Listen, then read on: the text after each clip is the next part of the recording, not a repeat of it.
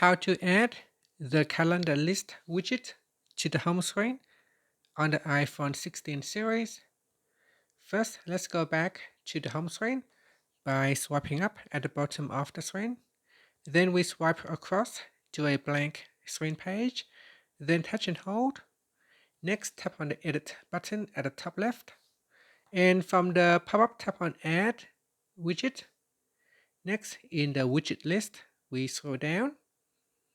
In here, tap on Calendar, and then we swipe across. So swipe to the left. And when you see it's a list, tap on Add Widget. Now this will add the calendar list widget to your home screen.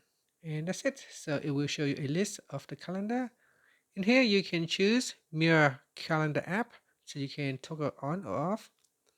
And you can also choose high order events. So if you want to high order event, you want to turn on the toggle button. Otherwise, we toggle this feature off.